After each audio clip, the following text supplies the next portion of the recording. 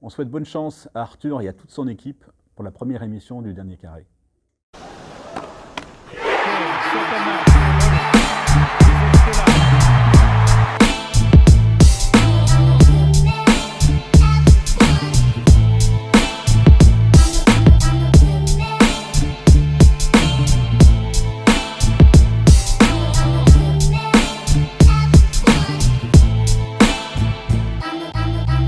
Bonjour à toutes et à tous et bienvenue dans votre premier numéro de votre nouvelle émission sport sur EDJTV, le Dernier Carré.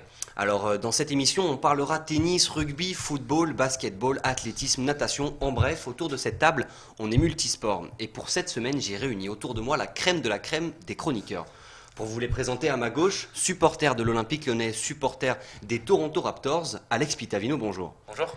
À ma droite, il porte la casquette de DJTV mais aussi de DJFM. Il est à ses heures perdues supporter du TFC. Bonjour Hugo Charles. Bonjour. Et enfin en bout de table, les deux supporters olympiens, Loïc Rouget et Valentin Dupont. Bonjour Arthur. Bonjour Arthur. Je suis ravi de vous accueillir messieurs cette semaine pour ce premier numéro du Dernier Carré. Au sommaire, nous allons commencer par l'appel à la VAR. David Stern est mort malheureusement le 1er janvier. C'était quelqu'un qui avait beaucoup œuvré pour la NBA actuelle. Nous parlerons donc chacun notre tour d'une personnalité qui a refait le visage de sa discipline. Puis nous parlerons NBA dans la chronique Les 60 secondes chrono. Qui sera All-Star pour la première fois de sa carrière cette saison? Et enfin, dans la causerie de cette semaine, nous parlerons Ligue 1. Alors messieurs, sans transition, sans plus attendre, la VAR. Et l'appel à la VAR, c'est quoi? Eh bien, c'est vos 4 chroniqueurs qui vont vous apporter une petite minute de connaissance, chacun leur tour, sur un sujet donné. Et cette semaine, le sujet, ce sont les sportifs les sportifs ou personnalités, qui ont changé à jamais le visage de leur discipline. Pourquoi ce sujet? Parce que tout simplement, le 1er janvier 2020, c'est David Stern, pilier de la NBA actuelle, qui est décédé à l'âge de 77 ans. Et Alex Pitavino, vous avez plus de choses à dire sur cette personne. Exactement, je voulais tout simplement lui rendre un dernier hommage. Il est mort d'une hémorragie cérébrale.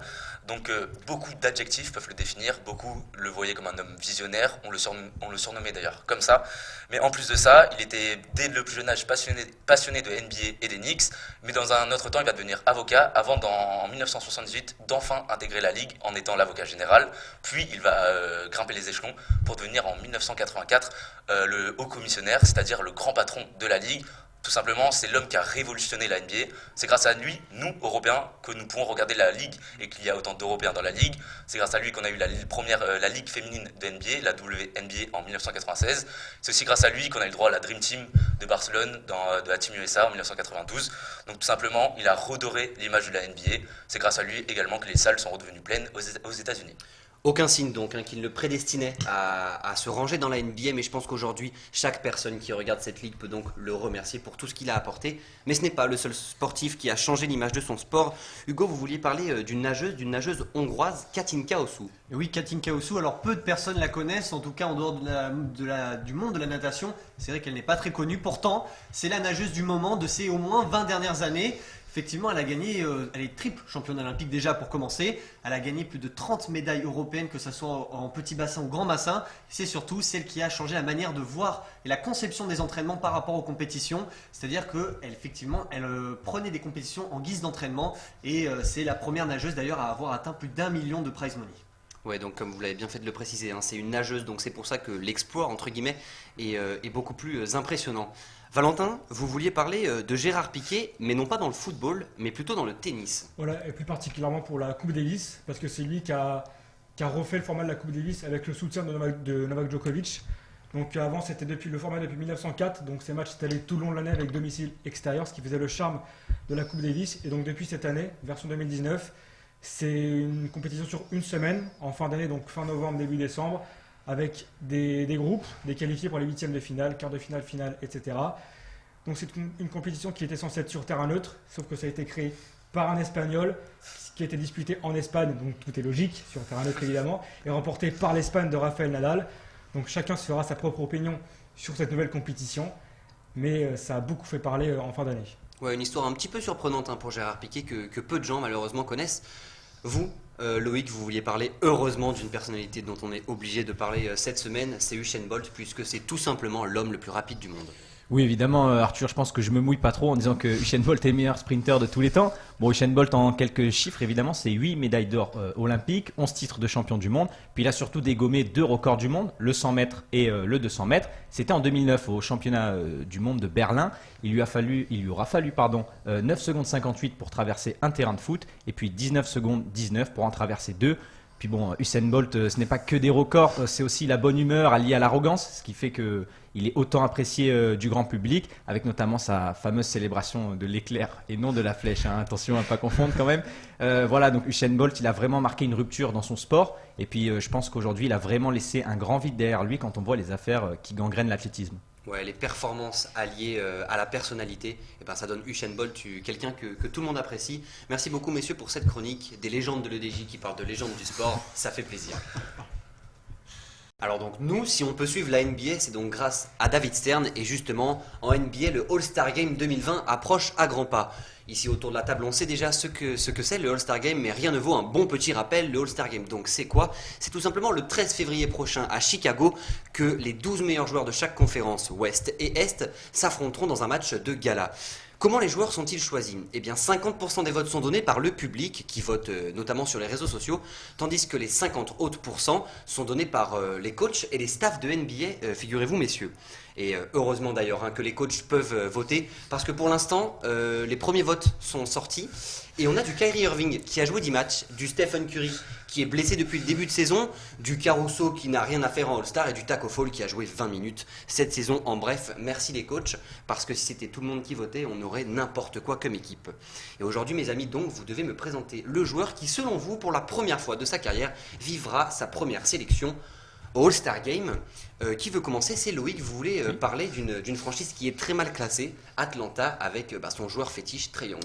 Oui, exactement, je vais plaider pour ce qui est le meilleur jeune à l'Est selon moi, donc Trae Young, le spectaculaire Trae Young, comme j'aime bien le dire. Spectaculaire, ça le qualifie bien, et puis ça qualifie aussi très bien le All-Star Game, hein, c'est ce qu'on veut voir dans un match comme cela. Donc Trae Young, Valentin vous dira la ligne de stats tout à l'heure, mais c'est un joueur qui est très très prolifique, qui a déjà marqué 30, 40, 50, presque 50 points dans certains matchs.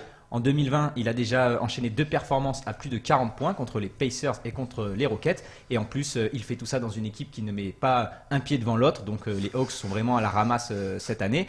Mais voilà, ça glorifie encore plus ses performances de pouvoir lâcher des masterclass comme ça en 1 contre 5. Et puis si vous voulez voir ce que vaut Trae Young, allez voir les highlights contre les Nuggets la semaine dernière. Et puis vous saurez ce que vaut Trae Young. Et ça serait vraiment intéressant de le voir dans une grosse équipe, voir ce qu'il peut valoir avec des grands joueurs.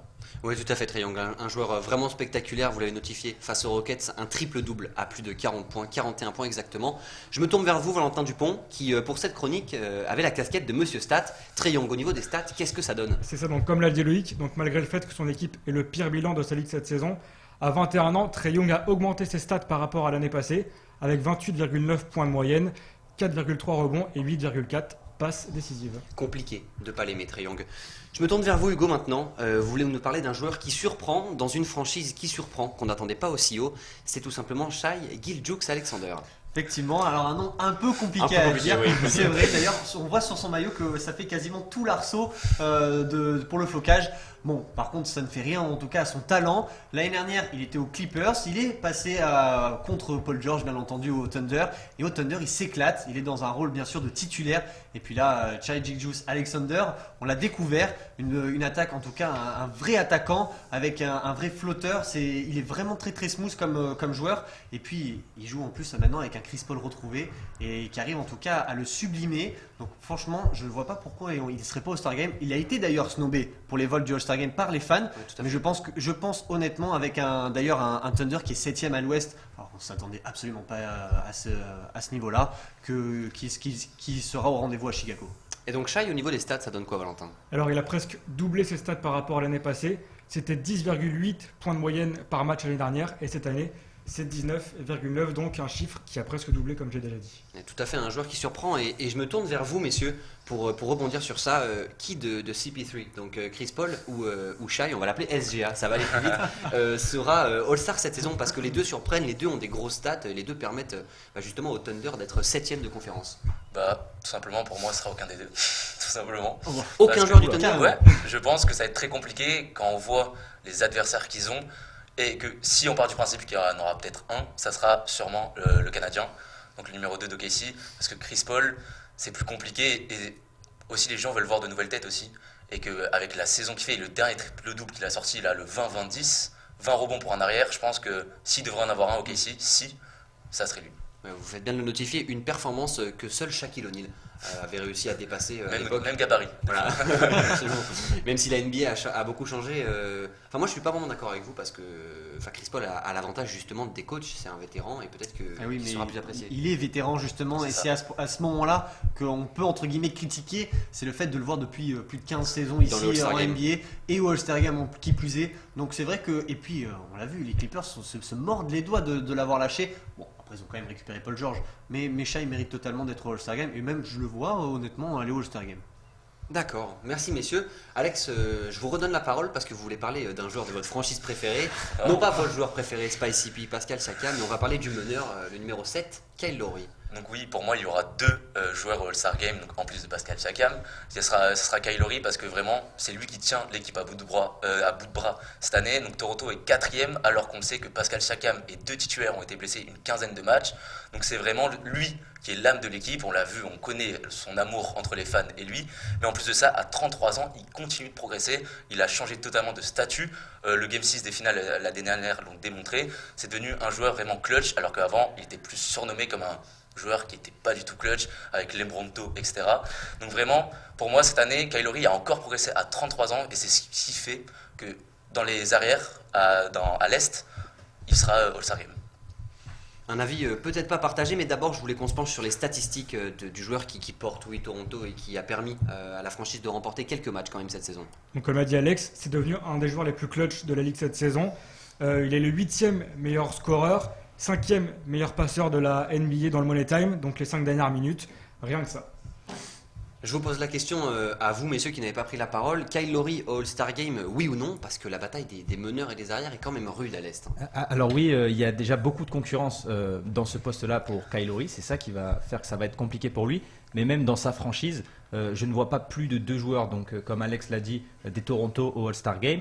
Alors peut-être que évidemment ce sera Kyle Lowry, mais ça peut aussi être Van Vliet, pourquoi pas, qui est apparu dans les votes des fans. Il est apparu dans le classement, pourquoi pas Van Vliet, qui aussi fait des très grosses performances. Après bon, pour Siakam il n'y aura pas de doute, mais attention quand même. Il est quand même à l'apogée de sa carrière, quasiment champion NBA l'année dernière.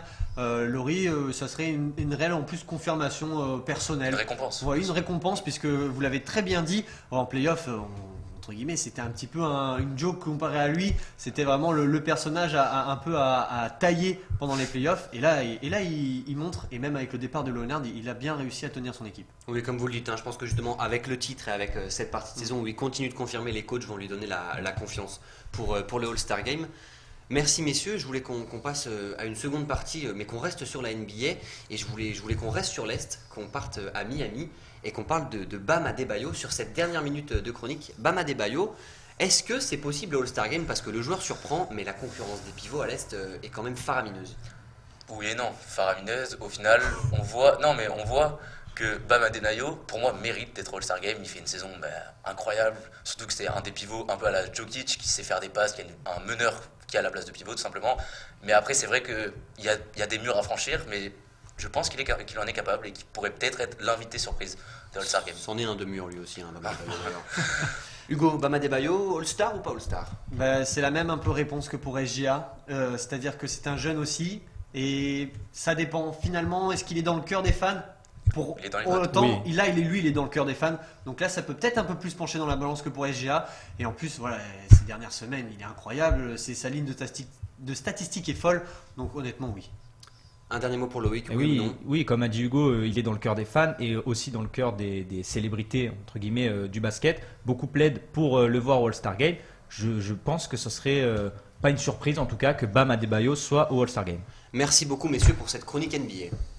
Nous avons parlé balle orange dans les 60 secondes chrono et on va maintenant rester sur le ballon rond mais plutôt sur le football pour la causerie de cette semaine. Messieurs, la causerie, qu'est-ce que c'est? C'est tout simplement un débat où vous allez apporter vos avis tout en argumentant avec des analyses et des arguments très précis. Et cette semaine, le sujet, c'est la Ligue 1 parce que la deuxième partie de saison vient de recommencer et à la trêve, le classement était surprenant. Je veux donc qu'on fasse un focus sur plusieurs clubs et qu'on commence notamment avec les deux Olympiques et plus précisément l'Olympique de Marseille qui est pour l'instant deuxième du classement à quelques points du PSG, il me semble 4. C'est 5 points avec un match de retard. Voilà, 5 points. Il est là l'expert, hein, l'expert marseillais. On l'a vu. Tout à fait, 5 points donc de retard sur le PSG mais qui joue ce soir à l'heure où je vous parle. À l'heure où on enregistre plutôt. C'est ça. Et donc voilà, donc du coup l'Olympique de Marseille, est-ce que le club peut-il continuer sa deuxième partie de saison comme il avait commencé la première? Alors oui, l'OM peut continuer sur sa lancée, il n'y a pas de raison. Pour l'instant, ils n'ont pas de blessés, pas d'absents. Il y a un milieu qui est assez solide avec Rongier, Sanson et Camara quand il y joue. Donc voilà, Villas-Boas a vraiment créé son collectif. Le problème que je vois à l'Olympique de Marseille, ça peut être la profondeur de banc qui est un petit peu insuffisante, notamment avec des jeunes qui ne s'affirment pas pour le moment.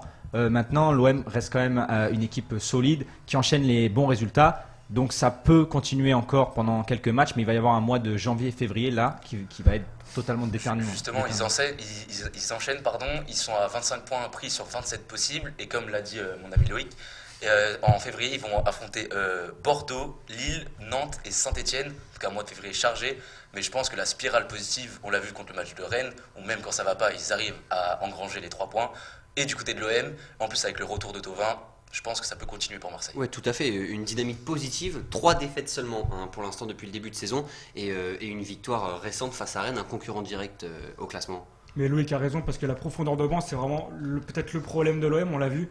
La période où Marseille n'avait ni Payet, ni Camara, ni Alvaro González, c'est là où l'OM a pris le moins de points. 2 points en 4 matchs avec 2 nuls et 2 défaites. Et c'est vrai que Payet est extrêmement important offensivement pour l'OM. Camara et Alvaro apportent une stabilité défensive.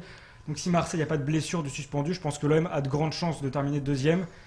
Et la victoire à Rennes est extrêmement importante parce qu'on a vu que même dans la douleur, Marseille a réussi à s'imposer à l'arrache grâce à un joueur venu du banc qu'on disait en difficulté, Strootman. Villas-Boas a cette capacité à garder son groupe, tout le groupe concentré sur la saison, car Strootman jouait très très peu. Il est rentré, il a marqué. Ces 3 points font extrêmement beaucoup de bien à l'OM.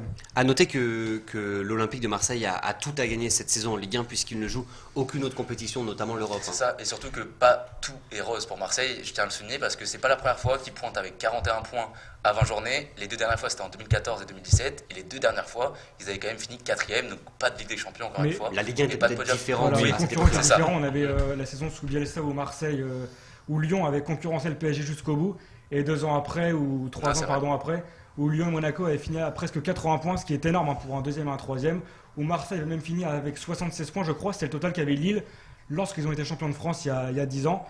Donc cette saison-là, c'était complètement différent par rapport à cette année où des équipes comme Rennes ou Lille sont des équipes très irrégulières derrière. Des avis donc complets mais mitigés sur l'Olympique de Marseille.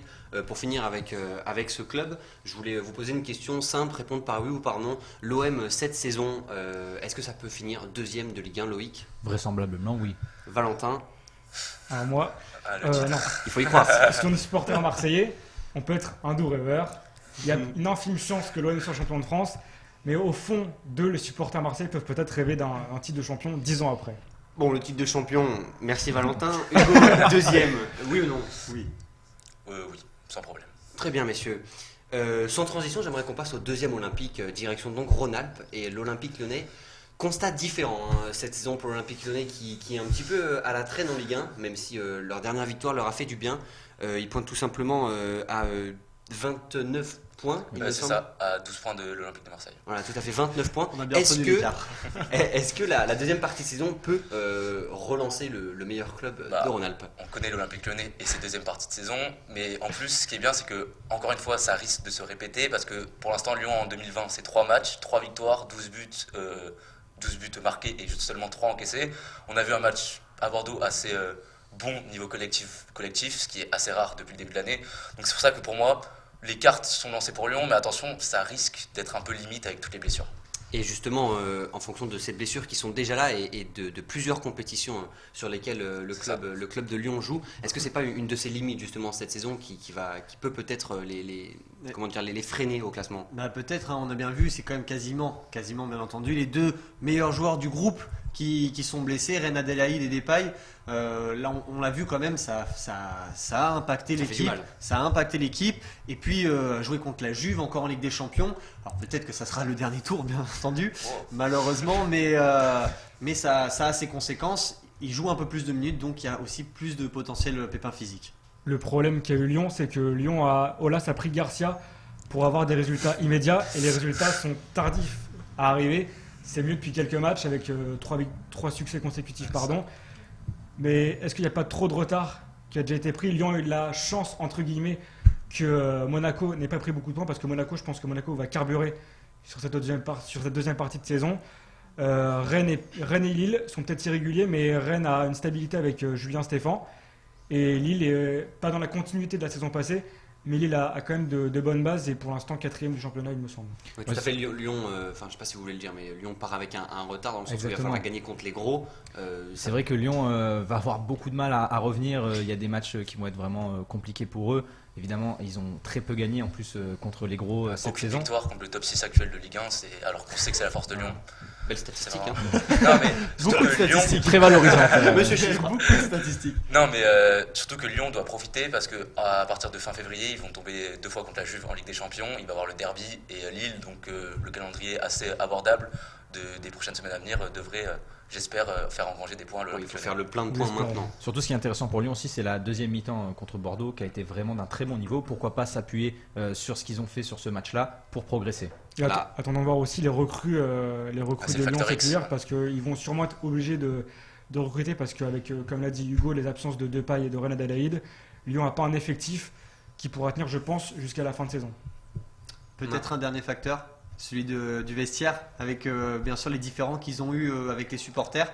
Ça a mis une ambiance bien négative. Ça va un petit peu mieux et ça peut aussi rentrer dans la spirale positive qu'il y a ces derniers temps. Ouais, tout à fait. Maintenant, voilà, la clé, contrairement à l'OM qui doit préserver cette spirale positive, c'est pour l'OL de rentrer vraiment totalement dans une spirale positive avec à la fois le vestiaire, les résultats et le jeu produit. Messieurs, pour finir, petite question, pareil que pour l'Olympique de Marseille. Cette fois, pas si l'OL peut-il finir deuxième, mais est-ce que l'OL peut espérer une place pour une coupe d'Europe pour la saison prochaine? Mieux qu'une Coupe d'Europe, la Ligue des Champions. En tout cas, les barrages, je pense que avec Lyon n'a que 4 points de retard sur le 3e, donc je pense que tout est possible et que je pense que Lyon va réussir à accrocher la 3e place. Avis partagé à ma droite? Du fait de l'irrégularité des équipes, un petit peu de mal, des équipes qui sont devant Lyon pour le moment, C'est ça. et le fait que Lyon ait l'habitude aussi de jouer le haut de tableau. Franchement, oui, ça sera en Ligue des Champions aussi. Hein. Pour Loïc aussi, Ligue des Champions? Ligue des Champions, non. En tout cas, Europa League, c'est largement jouable, surtout que Lyon est capable de faire des grosses deuxièmes parties de saison. Alors si les supporters lyonnais sont des doux rêveurs, ils peuvent faire au titre. Non, plus sérieusement, je pense que Monaco va être très costaud en deuxième partie de saison. Ça va être le match entre les deux. je pense. Et Lyon finira européen quoi qu'il arrive, 3e ou 4e, mais pour le podium, ça risque d'être une grosse bataille, pardon. Un débat donc très complet et très précis hein, sur les deux Olympiques de notre chère Ligue 1. Merci messieurs et merci beaucoup à vous d'avoir suivi cette émission parce que malheureusement ça touche déjà à sa fin. Voilà, merci mes chroniqueurs sans qui rien n'aurait été possible. Vous avez apporté votre analyse et votre savoir-faire dans ce premier numéro du Dernier Carré et je vous donne rendez-vous à tous très bientôt pour votre deuxième numéro. Au revoir.